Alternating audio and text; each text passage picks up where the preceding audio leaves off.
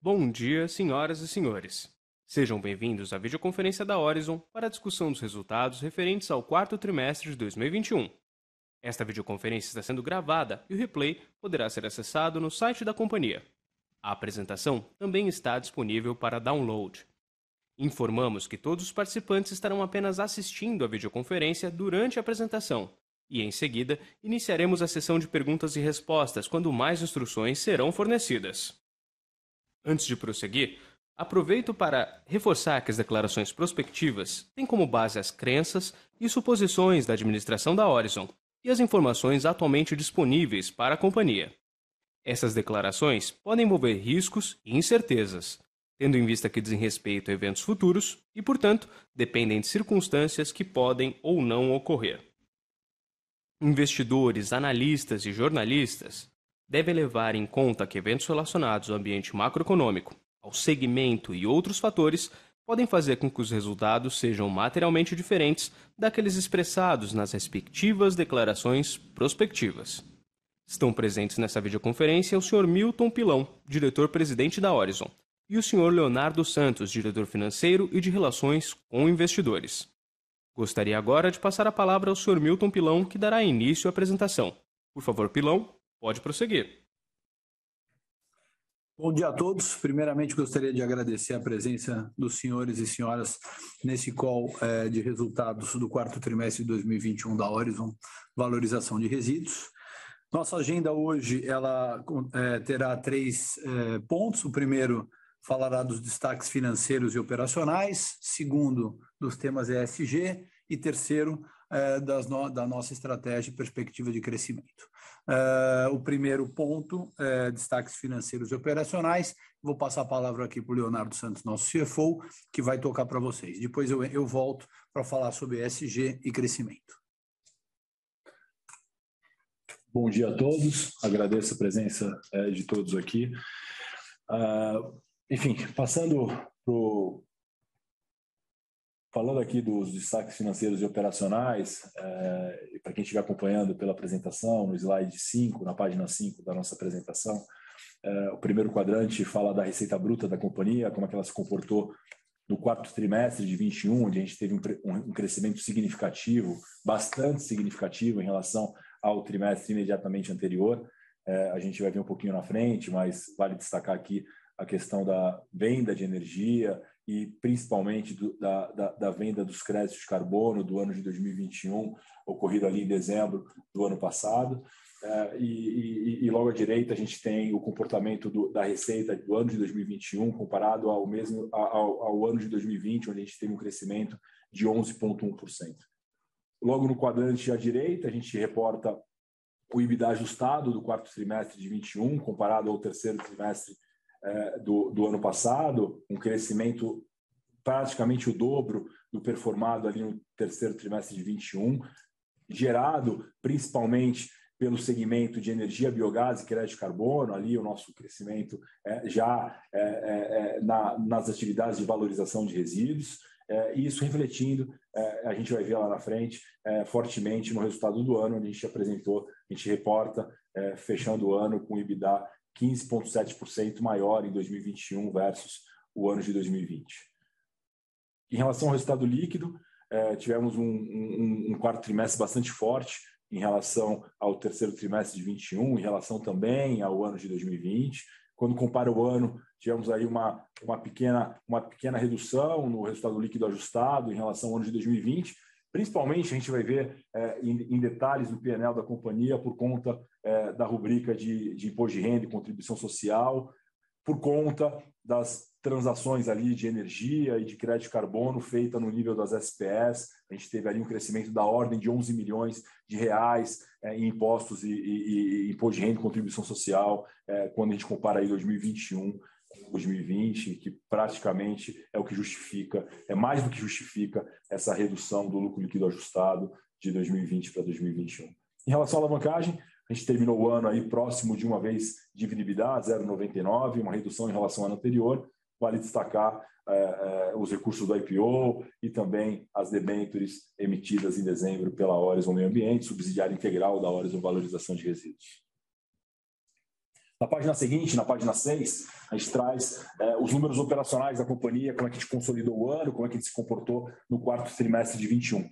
A gente teve um quarto trimestre mais forte no volume de resíduo em relação ao trimestre imediatamente anterior, com 1.222.000 toneladas de resíduos recebidos em nossos projetos no quarto trimestre de 21, quando comparado ao terceiro trimestre de 2021.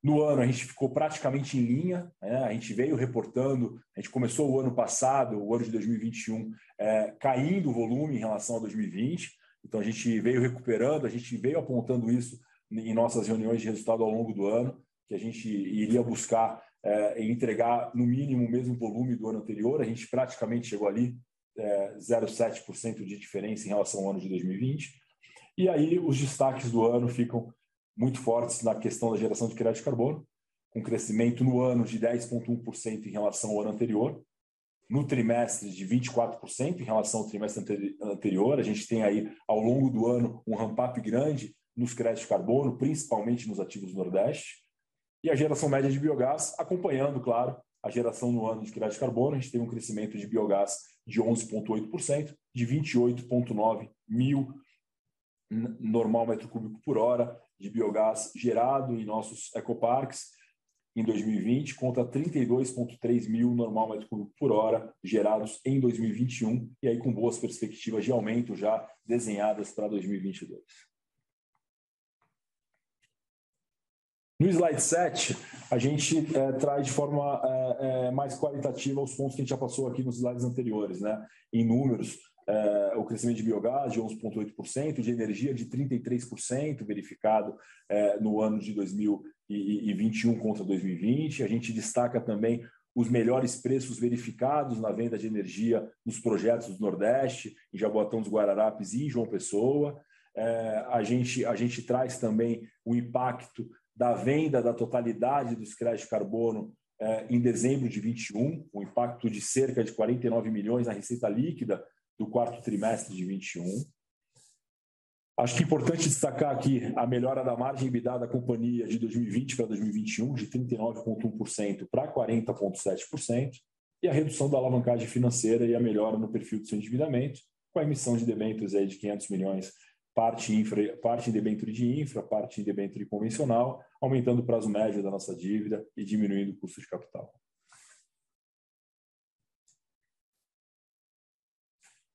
No quesito ESG, a gente basicamente concluiu aí a nossa matriz de materialidades, que será reportada no nosso relatório de sustentabilidade, que será divulgado hoje até o final do dia. E basicamente o nosso relatório, a nossa matriz de materialidades, ele vai contemplar aí 4 eixos principais, né? Eu acho que o primeiro eixo é o eixo ambiental, obviamente, né? Está no core da companhia esse eixo, mas com o foco principal no tema mudanças climáticas, né? A Horizon, por ter uma geração de biogás baseada no metano, e o metano ser um gás 25 vezes mais nocivo que o CO2, e dado a meta contemplada na COP26 de redução de 30% na emissão do metano até 2030, a qual o Brasil foi signatário, a gente tem nesse eixo um foco muito importante de contribuição com o país e contribuição com as metas de descarbonização descritas ali na COP26. Então, dentro dessas metas, no curto prazo, a gente estipulou aí um aumento de 20% na geração de créditos de carbono em relação ao ano de 2020. Claro que essa meta foi estabelecida ali no ano passado. A gente certamente atingirá essa meta e ela será revista, dado as novas aquisições que entrarão esse ano. Nosso volume de crédito de carbono aumentará exponencialmente. Então, obviamente, esse aumento de geração ele não contemplava as novas aquisições. Com as novas aquisições, certamente ele será muito superior a essa meta no eixo ambiental. No eixo social externo, a gente tem aí a estruturação do Instituto Horizon, né? A gente, ele visa basicamente padronizar as ações socioambientais no entorno aí das nossas unidades operacionais, buscando a redução da desigualdade social nas comunidades no entorno dos nossos empreendimentos. Eu cito como exemplos que a gente vem implementando já ao longo do final de 2021 e começo desse ano, projetos ali no entorno do nosso Ecoparque de Recife, né? A nossa unidade de triagem mecanizada está pronta, deve iniciar a operação em 2 meses. A gente fez uma até pré-inauguração aí na semana passada, se os senhores viram ela na mídia, e ali a gente, por exemplo, teve um programa de cooperação assinado com as cooperativas de reciclagem que atuavam ali na região. Essas cooperativas ali vendiam o seu plástico para intermediários, diminuindo a sua receita. Então, como a UTM vai ter uma geração de plástico reciclado, né, o nosso que a gente chama de plástico verde, muito grande, e a gente vai ter um canal, um veículo de comercialização desse plástico que vai trazer um preço plus. A gente fez um acordo com as cooperativas onde a gente vai permitir que elas vendam o plástico dela também pelos nossos canais de venda.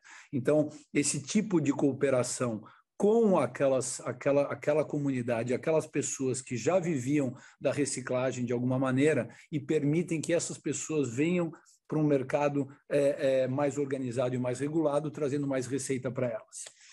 No eixo social interno, acho que o nosso maior desafio é a integração aí das novas aquisições. Isso é, esse ano aqui a gente tem a previsão de basicamente triplicar o número de funcionários. Hoje a gente tem mais ou menos 1.000 colaboradores, devemos ir para 3.000 colaboradores quando as aquisições, principalmente da Estre, estiverem aqui dentro do nosso portfólio. Então a gente tem um trabalho muito forte aqui no desenvolvimento do capital humano, com treinamento e integração de todas essas pessoas na cultura Horizon durante esse ano.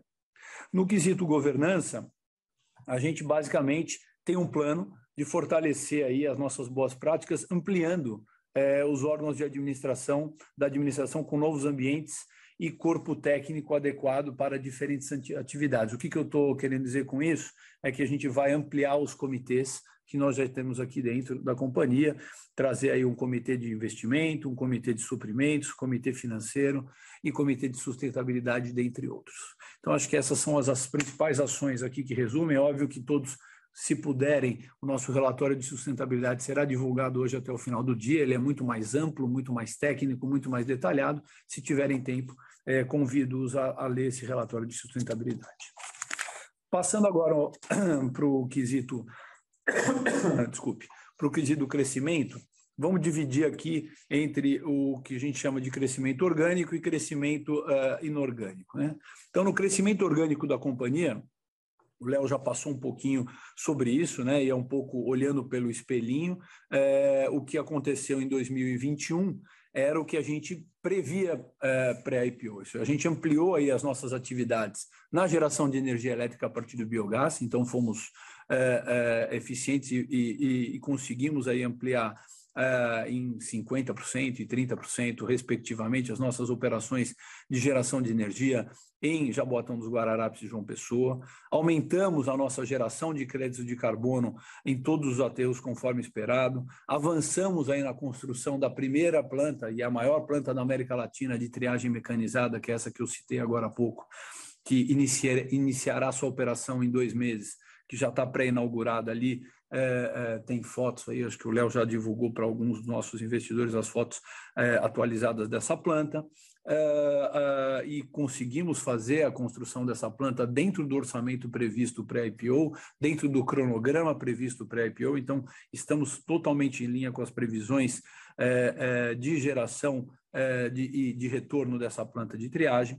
Além disso, vencemos aí o leilão do governo federal A-5 em setembro do ano passado, que permitirá uma melhoria de rentabilidade e de retorno para Uri-Barueri, que vai iniciar a sua construção aí no segundo semestre desse ano aqui, e continuamos dando continuidade aí no desenvolvimento dos projetos Greenfield de destinação de resíduos, né? O principal deles era o nosso Ecoparque de Minas Gerais, que finalmente aí no primeiro trimestre já obteve a sua autorização, e a gente deve começar a operar esse Ecoparque Greenfield ainda até o final do segundo trimestre de 2022.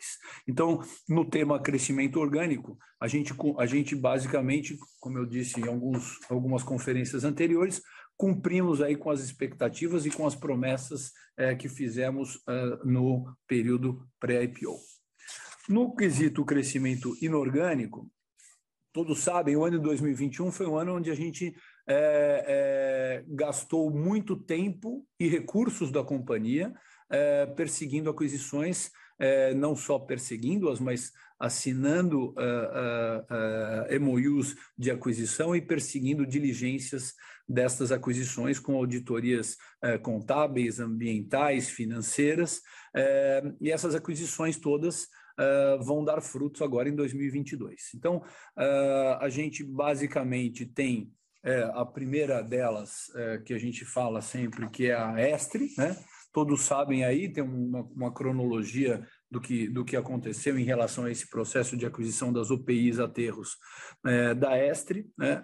A gente venceu o leilão de compra desses ativos ali em setembro do ano passado, ainda e aguardávamos até agora dois passos, que eram: o primeiro, a homologação do leilão judicial, que foi feita ali em fevereiro. Então a gente foi homologado pelo juízo como o vencedor da aquisição da UPI Aterros, e depois a gente aguardava o julgamento de um agravo de instrumento feito por um dos credores que estava segurando o closing desta operação.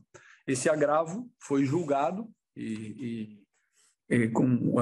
foi exatamente no dia de ontem. A gente obteve a boa notícia que a gente venceu o agravo desse credor, não teve provimento, perdeu por unanimidade do pleno do judiciário. Então agora a gente pode seguir em frente com o closing da operação, que a gente estima seja feito nos próximos 15 dias, e aí a gente vai colocar os ativos da Estre para dentro. Finalmente eles vão começar a aparecer no nosso balanço, tanto como receita, como geração de caixa, e a gente finalmente integrará esses 7 aterros e essa planta de beneficiamento da Estre. Com respeito ao aterro de Cuiabá, também nós já falamos, é outra das aquisições que a gente perseguiu ali ao longo de 2021 e foi motivo de release. A gente já concluiu também essa aquisição no primeiro trimestre de 2022, já estamos lá operando o aterro. É um aterro que vai ser transformado em ecoparque da mesma maneira que fizemos nos nossos outros ecoparques. Ele tem aí uma perspectiva muito boa, porque ele está instalado numa região onde tinha seu resíduo enviado para lixões. Esses lixões estão sendo fechados ali pelo Ministério Público, já vinham num processo de fechamento e agora estão sendo fechados finalmente pelo Ministério Público. Então a gente passa a ter ali uma posição muito interessante como o único aterro licenciado daquela região,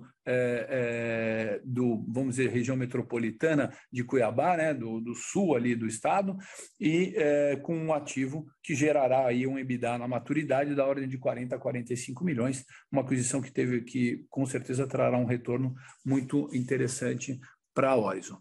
Além disso, a gente deve, ao longo do próximo trimestre, do segundo trimestre aqui de 2022 e terceiro trimestre, divulgar aí mais outras aquisições que foram razão de diligências ao longo de 2021 e que serão concretizadas ali ao longo do segundo e terceiro tri de 2022. Então, como eu disse também em algumas conferências, a gente espera, e a expectativa é que esse ano de 2022 seja o grande ano transformador da companhia em termos de mudança de patamar e mudança de tamanho.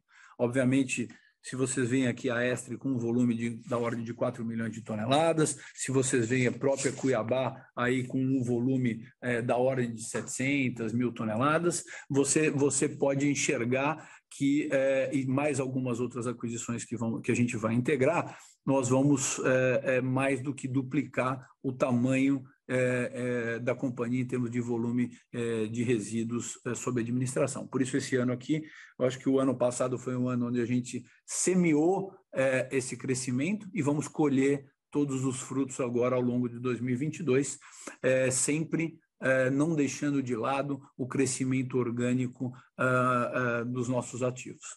Além disso, e por fim, vale a pena dizer que está no nosso radar, a partir de agora, a busca de algumas novas oportunidades de crescimento orgânico dentro dos nossos ativos, que foram muito pouco explorados até agora. Então, vale destacar nesse quesito 2 itens específicos. A geração de biometano, biometano é uma derivada do biogás, a gente até agora gerava energia com o nosso biogás, e o biometano, que é o gás renovável, o gás natural renovável, ele é a mesma coisa que o gás natural em termos de propriedades, só que ele é renovável, e hoje ele é um produto que tem alta demanda no mercado por altos preços. Então, nós devemos começar, a partir de agora de 2022, a explorar melhor as oportunidades de transformação do nosso biogás em biometano. Além disso, a gente tem a exploração do plástico verde. De novo, a UTM, como eu disse, ela inicia sua operação em 2 meses, então, ao longo do segundo semestre, nós vamos ver também a companhia trazendo aqui para vocês novidades na obtenção dessa oportunidade, dado que o plástico reciclável hoje ele já tem um preço melhor do que o plástico fóssil e tem uma demanda também gigantesca hoje do mercado por esse tipo de produto, dado ao cunho ESG, a qual as empresas estão buscando. Então, acho que é um pouco o resumo da nossa estratégia em termos de crescimento orgânico e inorgânico. Gostaria de agradecer de novo a presença de todos aqui nesse call e vamos abrir aí para o Q&A. Obrigado. Iniciaremos agora a sessão de perguntas e respostas para investidores e analistas. Caso deseje fazer alguma pergunta, por favor, pressione o botão levantar a mão. Se a sua pergunta for respondida, você pode sair da fila clicando sobre o botão novamente. Aguarde enquanto coletamos as perguntas.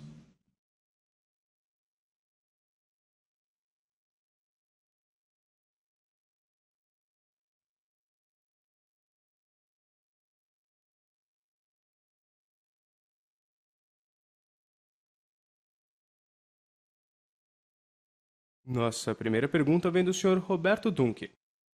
Sr. Roberto, seu microfone já está liberado. Bom dia, Léo, Pilão. Parabéns pelos resultados, obrigado aí pela pergunta. A primeira delas é sobre a linha de destinação de resíduos de vocês. A gente viu um acréscimo pequeno, né, de volume, mas uma alta bem grande na receita. O que mudou nessa linha? Foi algum reajuste de preço ou de tarifa por tonelada de vocês? A segunda pergunta é sobre os impostos. Vocês enxergam algum espaço para otimização tributária? A impressão é que a despesa de imposto é bastante relevante, assim, quando comparada ao resultado líquido de vocês. Obrigado.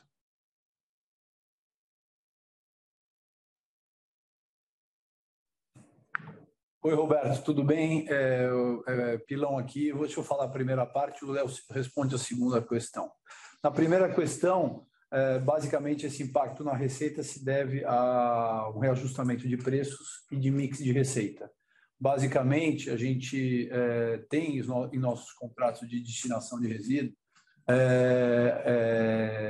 reajustes por IGPM e por IPCA, índices do governo que acabaram sofrendo aí impactos inflacionários e impactos nos seus percentuais. Então, a gente passou a aplicar esses índices conforme o contrato estabelecido e, com isso, a gente acabou tendo, em alguns casos, principalmente onde o IGPM era o índice de reajuste, um impacto bastante positivo no que diz respeito a preços de destinação.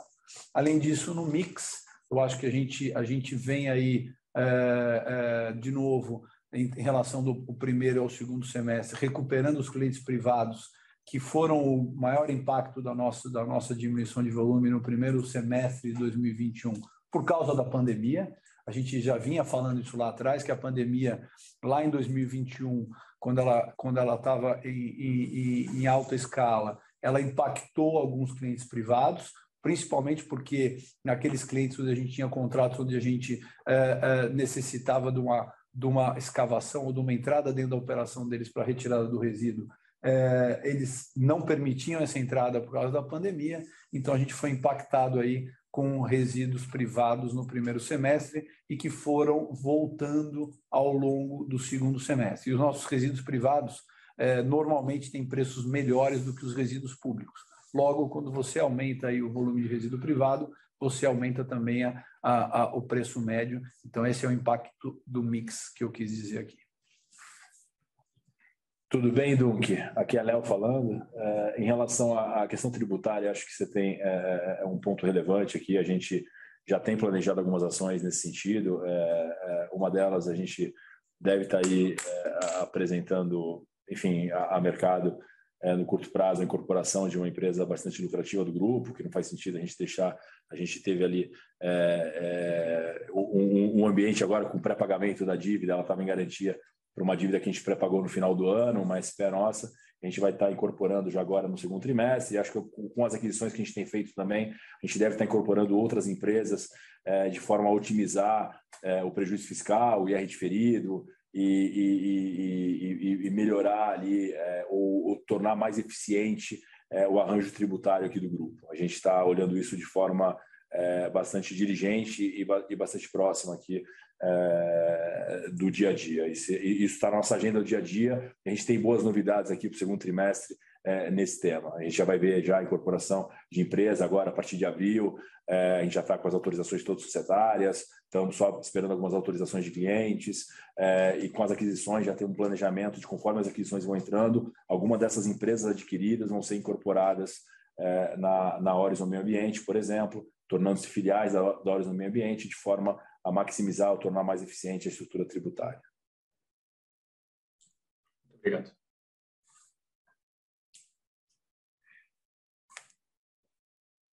Lembrando que para fazer perguntas, basta pressionar o botão levantar a mão. Nossa próxima pergunta vem do senhor Hugo Gomes. Por favor, senhor Hugo, seu microfone já está liberado. Oi, bom dia, pessoal. Obrigado pelo call. Eu tenho duas perguntas. A primeira delas referente à questão de custos, né?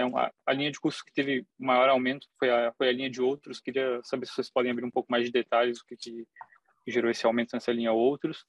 E também queria tirar uma dúvida a respeito de dívida, né? Vocês fizeram uma rolagem, emitiram debêntures e fizeram um pagamento antecipado um pedaço da dívida que vocês tinham com o Credit Suisse.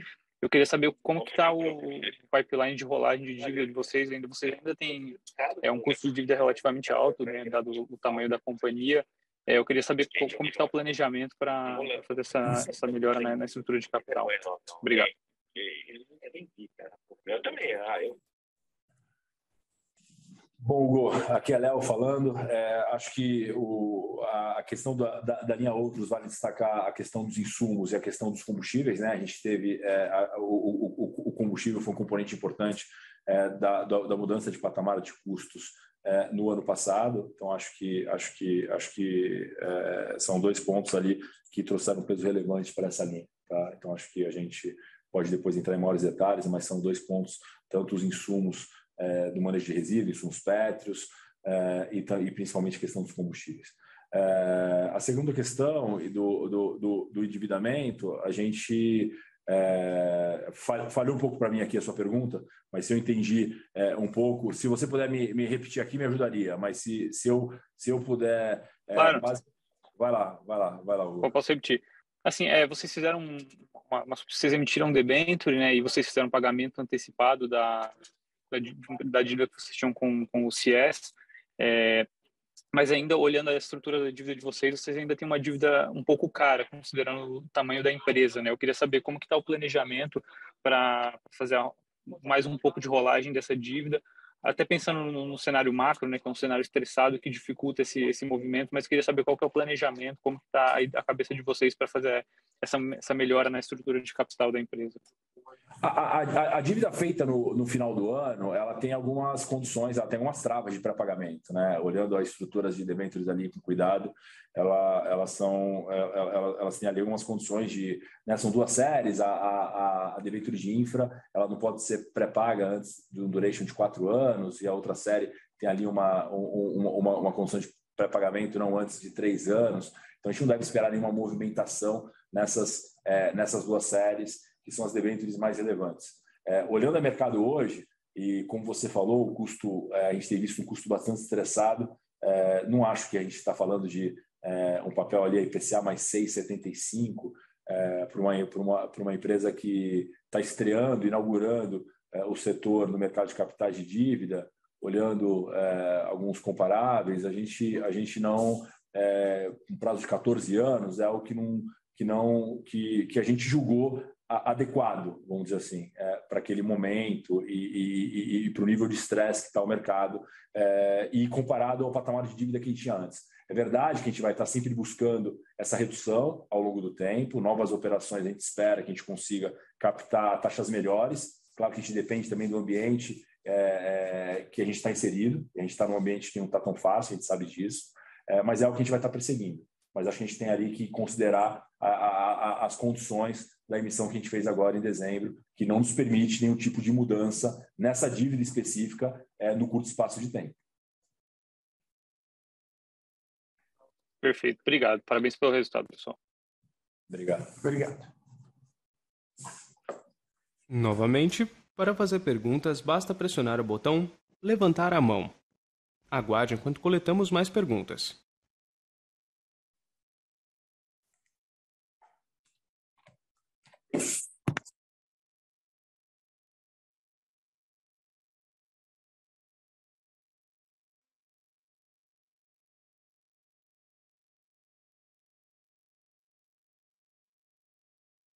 Nossa próxima pergunta vem do senhor Rafael Nagano. Por favor, Rafael, seu microfone já está liberado. Bom dia, pessoal, tudo bem?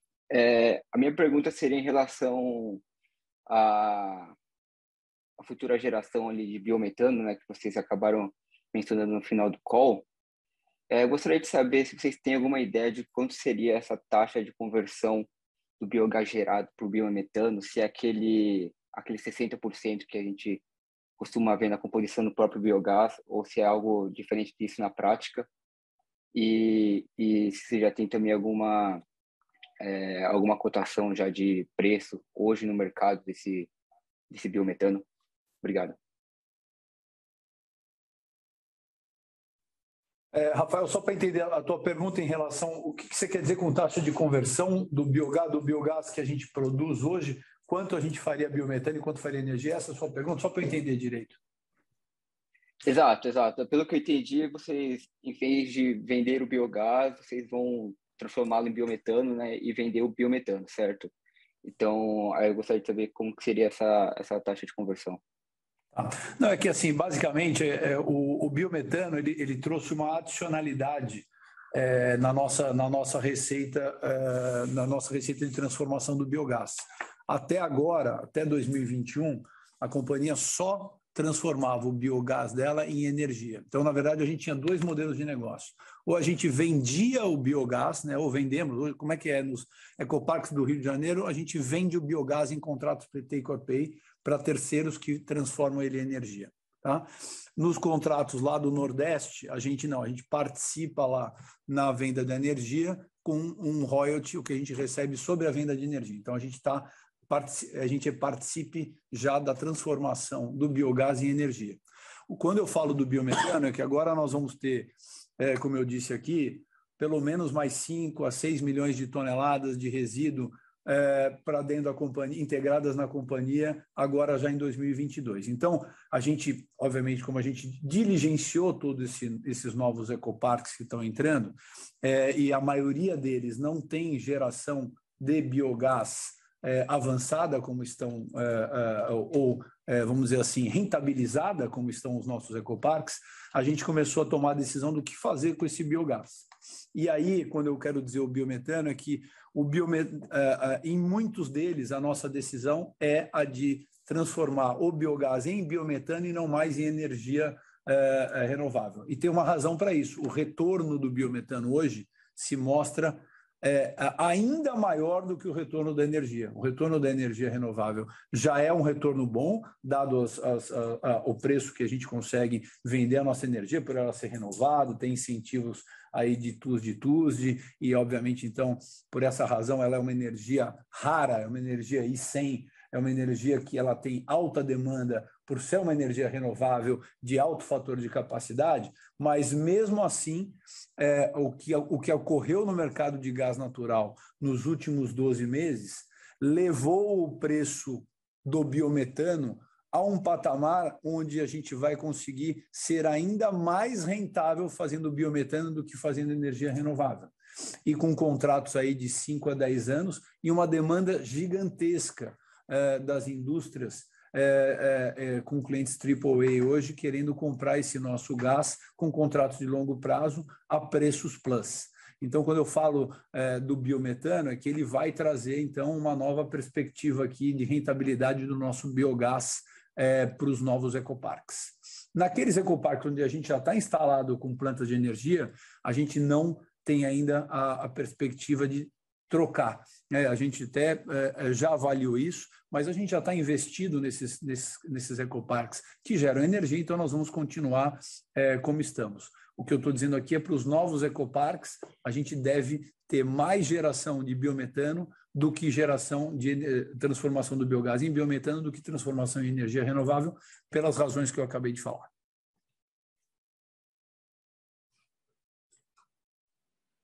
Tá ótimo, obrigado. Lembrando que para fazer perguntas, basta pressionar o botão levantar a mão. Nossa próxima pergunta veio do Sr. Caio Lacerda, via chat. E é a seguinte. Bom dia. As vendas de crédito de carbono serão faseadas ou será venda única, como foi em 2021? E como tem enxergado os preços de crédito de carbono no mercado hoje? Obrigado. Bom dia, Caio. É difícil acho que essa pergunta não é uma pergunta. Acho que ano passado a gente tinha uma visão mais clara, porque tinha um evento ali que era o evento da COP26, que deixava um cenário talvez muito mais óbvio de que aquela venda deveria acontecer no quarto trimestre. A gente falou muito sobre isso em nossas reuniões de resultados ao longo do ano. Esse ano, acho que não tem uma data específica, tem uma série de fatores que contribuem para que esse preço tenda a melhorar ao longo do ano, mas não tem ali um evento específico, acho que justifique a gente fazer uma venda em um determinado momento ou ser uma venda única, né? A gente tem, sim, tido conversas com grandes compradores europeus e de outros continentes, olhando lotes grandes, olhando grandes aquisições de crédito de carbono.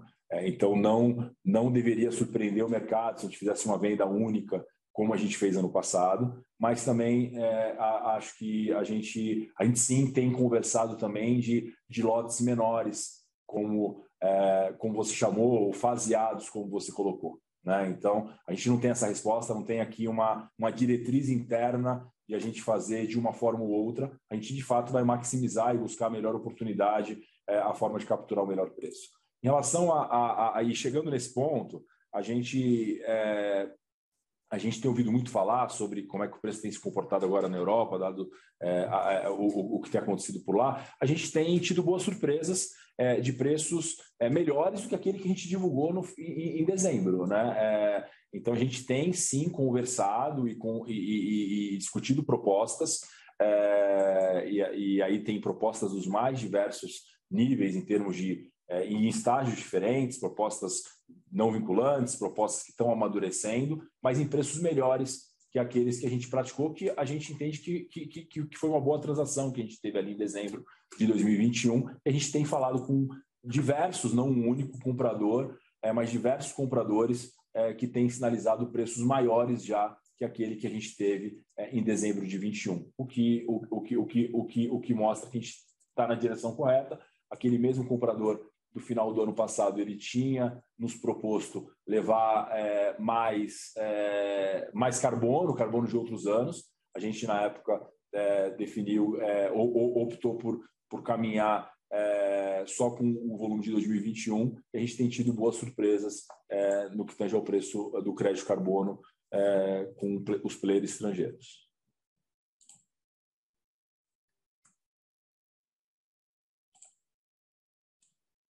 Lembrando que para fazer perguntas, basta pressionar o botão levantar a mão. Aguarde enquanto coletamos mais perguntas.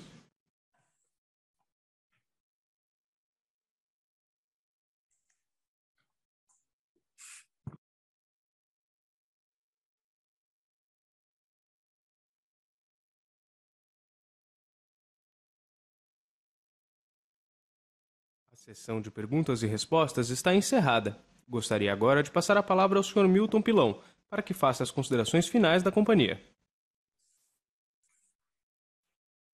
Mais uma vez, muito obrigado pela presença de todos e o tempo que despenderam aqui nesse call. Todos sabem aqui que a gente está sempre à disposição aqui com o nosso RI, caso tenham dúvidas adicionais ou necessitem de mais esclarecimentos. Muito obrigado mais uma vez. Um abraço a todos. A videoconferência da Orizon está encerrada. Agradecemos a participação de todos e tenham um excelente dia.